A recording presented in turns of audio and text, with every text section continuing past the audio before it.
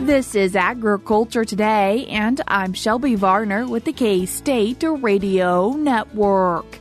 Allison Womack from the Kansas Farm Service Agency starts this show with reminders about program deadlines and specifics. We are also joined by Brooks Nagel and Chloe Smith, who are at K-State's IGP Institute, to hear their perspective on the grain market. K-State Extension Livestock Specialist Joel DeRouchey continues the show by sharing information on concentrated animal feeding operations, their environmental footprint, and the regulations under which they raise livestock.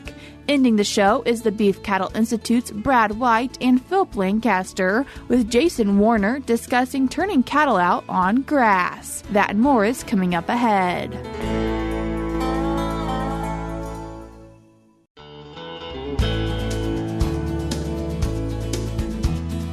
You're tuned in to Agriculture Today, and we start our Wednesday show hearing from the Kansas Farm Service Agency. And today we're joined by Agricultural Program Specialist with the Kansas Farm Service Agency, Allison Womack. Allison, thanks for joining us today. Hi, Shelby. Thank you for having me. Allison, beginning with just some general reminders that you'd like to share with us, and the first one involving records. Yep, it's that time of the year. As you guys come in and let us know your planting dates and what you have planted, just make sure that we're updated on your records. You know, are you a trust? Are you an LLC? Are your shares correct? Do you have any acres that you're custom harvesting or custom planting for your landowner, something like that? Let us know all that information. Again, our acreage reporting deadline is always July 15th, so let us know your spring planted crops, what date you planted them, your shares, your intended use. This is a great time to go over grass acreages. Let us know if you're grazing something, haying it. Those will come into play if we're ever in a drought situation. So this is the quiet time of the year where we can go over those records and really make sure that we have it all correct. If farmers and ranchers are needing to change something in the records, maybe adding someone to it, how do they go about doing that? Come into your county office, let us know. We'll start by finding the farm typically and, narrowing it down, what farm number, what tract number, and then adding whoever we need to add, and then we go from there. Something that also usually comes along with the Farm Service Agency, the Conservation Reserve Program, and what are you anticipating happens with that? We're anticipating signups for both continuous grassland and general CRPs. We're getting a little bit later into the year than we normally are as far as an announcement. So if you're interested in CRP or you think that's something you would benefit from, reach out to your county office now while we're, again, kind of in that lull time, downtime. Let them know, what practice you might be interested in. Talk to NRCS, maybe do field visits if you need to. This is a good time to reach out to the county office and express interest so that once a sign-up is announced, we can move forward with that. And there is still an application process for CRP, correct? Correct. So once they announce a continuous, we do that, year-round through the fiscal year. They do normally set a deadline for that, typically around September, historically.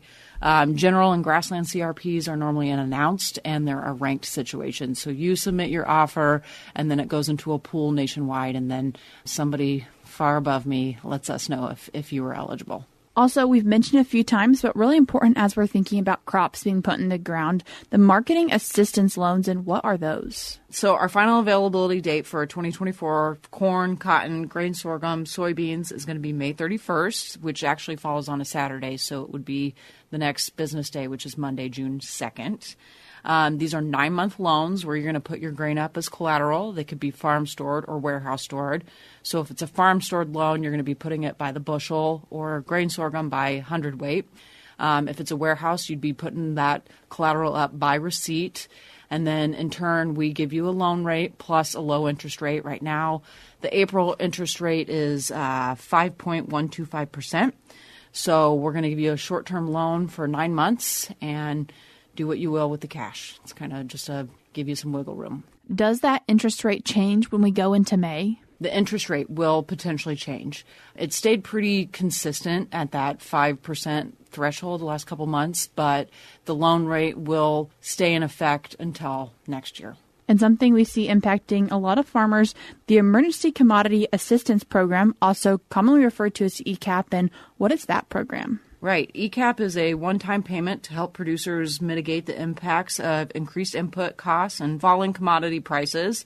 It's paying on your 2024 commodities that were certified on the 578, the FSA 578, using set payment rates by acre. The deadline for that program is August 15th.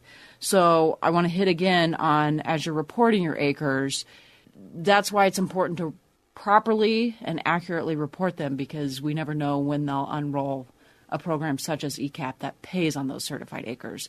So it's important to go over your acres, total them, your shares, to ensure that you have that all right with the county office. And even though that ECAP deadline is August 15th, recommend farmers and ranchers get into the office sooner versus later? Yes. If you're done planting, let us know. Let's say you're just done with your corn, you haven't finished your beans, that's fine. Whatever you have planted, if you have time, it's a rainy day, you want to stop into the office, that would be great. We can do it in a little bit at a time. Whatever you have done, if you want to call them up, let's get you in there. And as always, a reminder that there are many other programs with the Farm Service Agency, and how can people find out more about them? Yeah, go to Farmers.gov. It's always changing. They always have stuff posted up there, but get your stuff certified. That's what I want to hit home every year about this time. Allison, I appreciate you taking the time to join us today. Thank you so much, Shelby. That was Kansas Farm Service Agency Agricultural Program Specialist Allison Womack. As always, you can find out more information at Farmers.gov. Before we cut to a break, we're now going to be joined by a few people who were recently at the IGP Institute at K-State. And the first one is someone who works for Mount Air Farms as a grain merchandiser, Brooks Nagel. Brooks, thanks for joining us today. Thank you. Appreciate the opportunity. Brooks, while talking with you today, really wanting to focus on trade, and while you are in the U.S., where are you located? Located on the eastern shore of Maryland, which is a part of a larger region deemed the Delmarva Peninsula. So it's a very insulated area where the states of Delaware, Maryland, and Virginia come together. How is what grain merchandising you do unique? It's unique in that we find a lot of our end use directly there on that peninsula. We really only find our need outside of that peninsula in originating corn for our internal demand, and we even have a crushing presence for soybean manufacturing as well. And so what are some things that you're really watching when you look at the market for your farmers? When it comes to bean values, we are looking at the comparison between the export container values out of the ports of Baltimore, Maryland, and Norfolk, Virginia, as well as the local crush values. And when it comes to corn, we're mainly looking at the rail values in the eastern corn belt in Ohio, Michigan, and Indiana, which is where we originate most of the corn that we have the deficit need for. And what are things that you communicate with your farmers when we're thinking about the market in your area? A lot of times it is weather patterns when it comes in the areas where we originate corn from, but also a lot of it is logistics when it comes to the soybean export values. Any limitations we may have, any setbacks in the areas where we tend to send the soybeans to. How have you seen trade change, and how do you think it maybe will change in the future for you? I've definitely seen, even in my short years of being in the grain merchant trade, just the availability of news and market commentary, and how a quick headline or change in weather patterns and logistics patterns can really affect the immediate price very momentarily at times. And it's tough at times because you'll hang up with a farmer, you will have given your market opinion, and you will watch just in the end of the trading day how that was completely invalid and not what actually came to fruition. Any other thoughts? No, I wish that the Delmarva Peninsula had a little bit more of a connection to the greater agricultural supply chain in America. I feel like we're a forgotten region, but with our proximity to the nation's capital, it's kind of an interesting dynamic. And I hope that being here, I'm able to interact with more participants in other areas and really bridge the gap and the lack of understanding between my region and the greater scheme as a whole. Once again, that was Mount Air Farms grain merchandiser, Brooks Nagel. Before we cut to a break, we're now going to be joined by a grad student from Michigan State who is focused on global food law, Chloe Smith. Chloe, thanks for joining us today. Hey, thanks for having me. It's exciting to be here. It's my first time in Kansas. I've been listening to your guys' podcast. Guy Allen invited me to come take a course here, and I'm really loving it. So I think I need to explore more parts of Kansas. What are things you're watching in agriculture from your perspective? So I'm pretty new to global food law. I come from a USDA background. I was working in the Foreign Agricultural Service, more in strategic planning, and trying to look at a larger global picture around food and ag. It's very complex. I do comparative law, and the laws of the U.S. really set the standard for a lot of things. So I think for me, just being really up to date on current news on regulations and policy. The current administration has been putting out a lot of new policy changes, which are constantly shifting. I think people don't realize that food law intersects a lot with trade and policy and economics. So I'm trying to get a feel for larger things. Even while I'm here, I'm learning about futures trading and basis, and it's so complex. So a lot of respect for all the farmers that are very in touch with all the larger markets, because it all comes into play. What are some important things that you really think about for farmers and ranchers, specifically as someone who didn't grow up in agriculture? Okay. Actually, so my context right now is I live in rural West Virginia, so I think about these things a lot. I'm trying to figure out a way to bridge those gaps, but I think even say for futures trading, right? Like a lot of the people around me are really, really smallholder farmers, but maybe West Virginia is basically all smallholder. So I am trying to explain things like futures and commodities and laws in a way because it sets prices and it kind of trickles down even to the lowest level, right? There's like all the different levels like connect. So it's me trying to get this context to explain back to people in West Virginia, even like say for the cattle farmers around me who are in a cattle co-op, like why commodity prices might be affecting their operation and how the price of beef might be changing. And all these different things kind of come back to each other. And then specific, say within the trading sphere, other countries might be imposing different like export regulations and laws that might trickle back down if you're trying to sell. So it's hard to connect all the dots, but I think it's important to connect like the global dot to like the state dot. They all kind of work together. Once again, that was grad student from Michigan State focused on global food law, Chloe Smith. We're cutting to a short break now on Agriculture Today, but we'll be right back.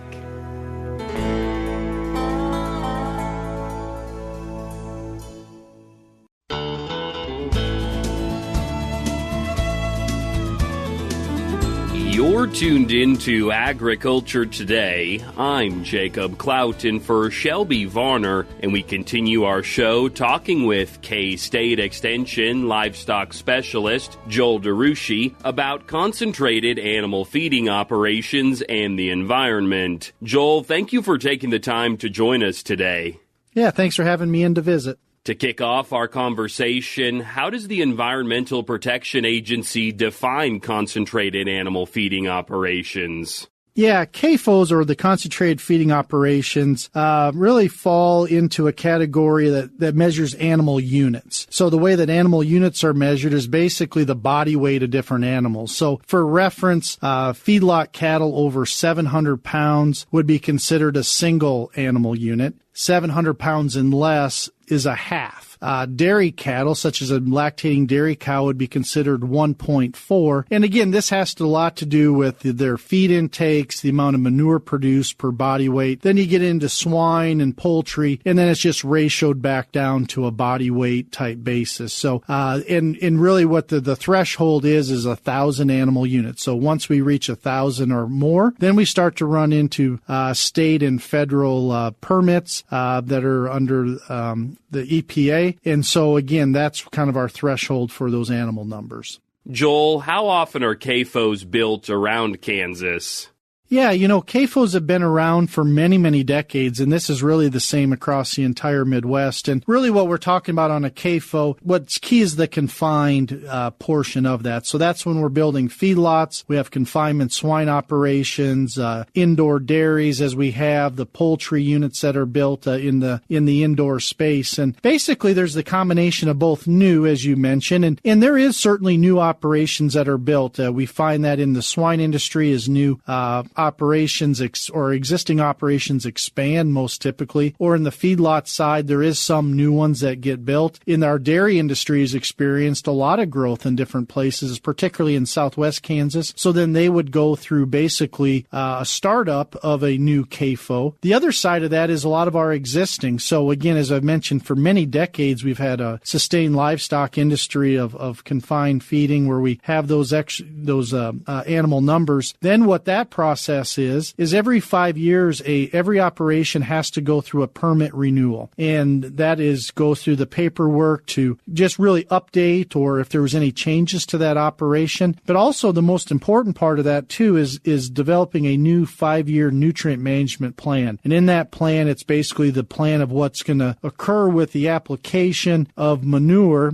to the agronomic crop ground surrounding that facility. And so soil tests, manure tests are taken, and basically new projections are completed to make sure that the manure produced on those operations fits all the acreage that producer has. And then that's applied at agronomic rates to make sure that we're getting the most value from that manure to raise the crops or goes on pasture ground on our cool seasons in particular as a fertilizer source. What are some of the site considerations before a CAFO is constructed?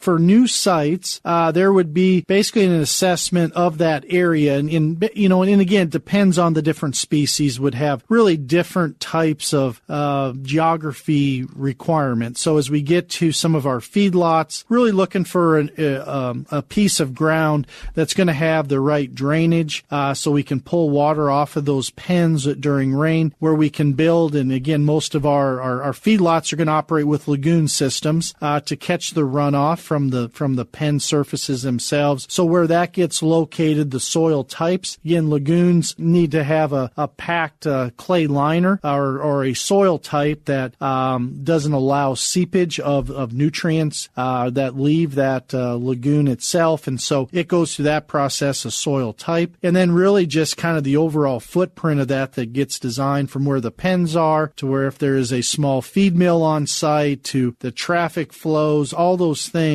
as we look at that overall site. Same way on this for swine. We're building indoor confined facilities, mainly, both for sow, nursery, finishing pigs. We're locating those in locations. Again, most of them all have concrete underneath them. So in those barns, they're concrete based underneath for the pits. And so again, those meet the specs of the concrete storage that's needed. Some of the new facilities also utilize lagoons, but a lot of them have deep storage where all that manure is stored in the pit itself. And then we look, part of that nutrient management plan, looking at the acreage and available ground surrounding that to inject that manure for future crop growth. What part does the public play in reaching a final decision?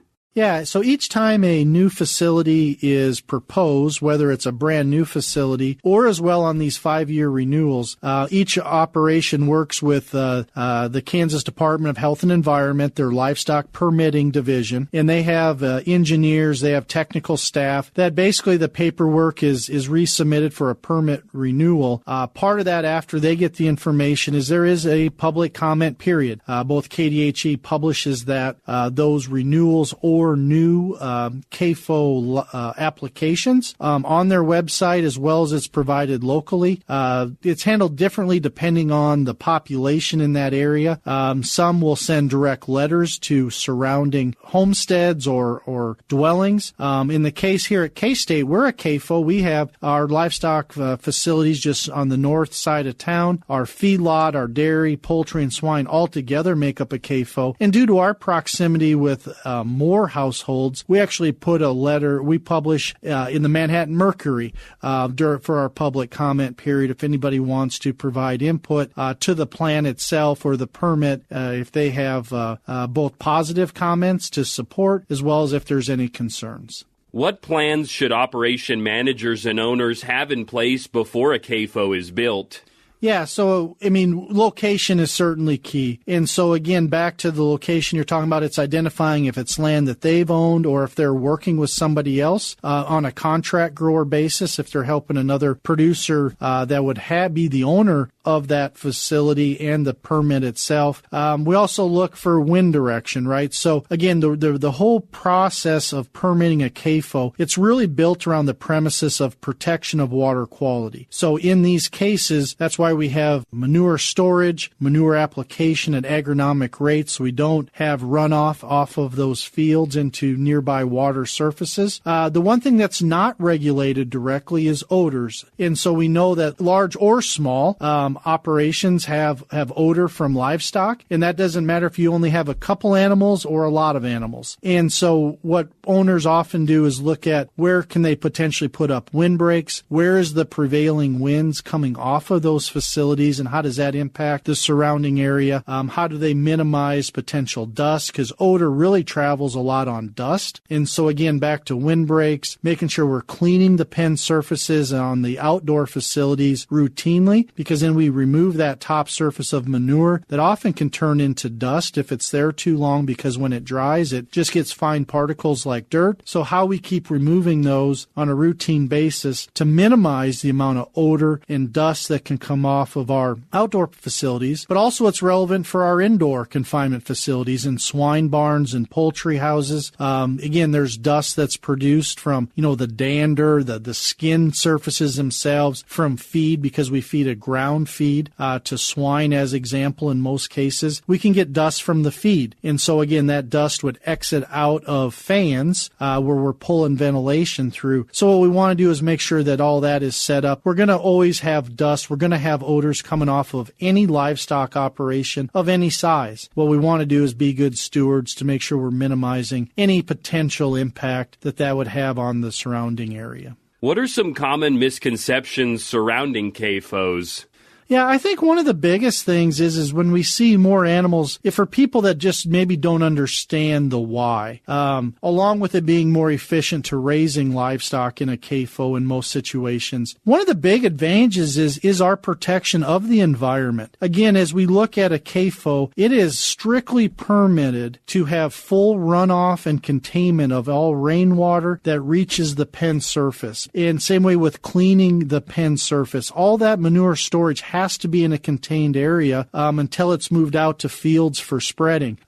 We protect water quality through CAFOs that some smaller operations, while they may have a certification or be registered with the state, they don't have the same containment regulations. No different than our outdoor facilities where runoff can come off pen surfaces on a smaller livestock operation. We have our grazing operations. CAFOs truly have the most stringent regulations for environmental protection, I would argue, of any other livestock type of operation we have. And many people don't think of it that way because they just see a lot of animals on one location. They see a large swine or poultry house, and they think that may be a negative. The reality is, once you look through what's regulated, how we handle manure, how it's applied, the regulations involved, the inspections from both the state and potentially EPA, those operations are in business for a reason, and they're doing a very good stewardship for the land and water quality.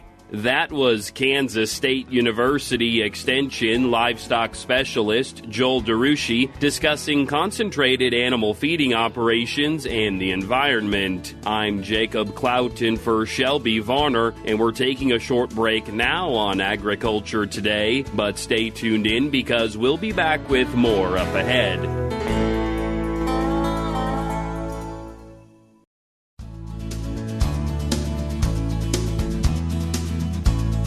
You're tuned in to Agriculture Today, and we conclude our Wednesday show with part of the Beef Cattle Institute's Cattle Chat podcast. And this week we're joined by BCI's Brad White and Phillip Lancaster, along with special guest Jason Warner. This is the time of year when we're getting anxious about green grass. The grass is green, but it's not tall yet, and we're thinking about when to turn out. How do I know when I can turn those cattle out onto pasture? Jason, do you have a rule of thumb that you tell producers? Well, I don't know that I necessarily have a hard and fast rule of thumb on that. So many people, will turn out relative to when their grazing lease starts or based on, what the overall length of time period that they have to use that forage base is. In most situations, most people on these warm season forages are looking at somewhere between, May 15th and maybe June 1.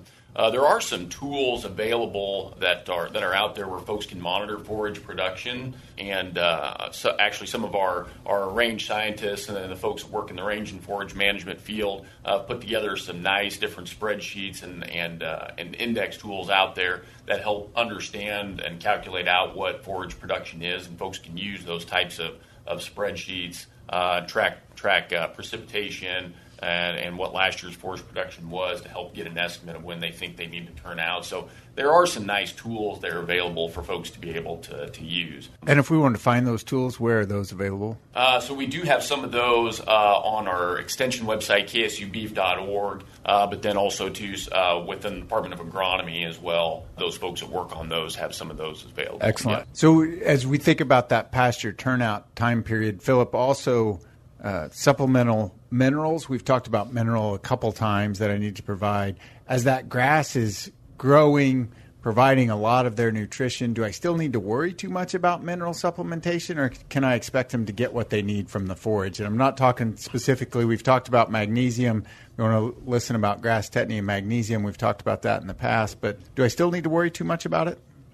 Yeah, a little bit. And it depends on what part of the country you're in. The forage mineral content is going to be based on the soil mineral content, and your soils are different across the country. And so the minerals that forage is going to accumulate from the soil is going to vary. And so we need to think about that a little bit. I think one of the things the reason cows eat mineral is generally because they crave salt. And so sometimes we can have some pretty high sodium, potassium, chloride levels in green growing grass. And so mineral intake will actually decrease some during the summer where they don't eat as much because they're getting plenty of salt from the grass and things like that. So we need to do a good job of monitoring that and do some things to try to improve intake of mineral at different times during the year when we need those cows to consume mineral. And the one other thing about grazed forage is it's continually changing, right? The mineral content is also changing. As that forage matures, the mineral content decreases and the mineral availability decreases because it's getting bound up in undigestible parts of the plant, and so it's not available to the animal. And so as we go into later summer, that's probably where we're a little bit more critical on mineral intake because those plants are getting more mature. Making sure they've got mineral throughout. And I think the other thing, and Jason, you mentioned being able to track what I estimate that forage to be, but you also mentioned knowing what my production was last year. So if I'm thinking of trying to improve my number of grazing days, be sure I know how many grazing days I had last year and the year before, or if not, start tracking them this year so we can figure out if I'm making improvements. Once again, that was Brad White, Phillip Lancaster, and special guest Jason Warner on part of the Beef Cattle Institute's Cattle Chat podcast. You can hear their full episode by following the link in today's show notes on agtoday.net, going to the BCI's website, which is ksubci.org, or by searching for Cattle Chat on your favorite podcast platform. If you have questions for the Beef Cattle Institute team, you can send them to them at bci@ksu.edu. That's all we have for you today on Agriculture Today, but we'll be back with more for you tomorrow.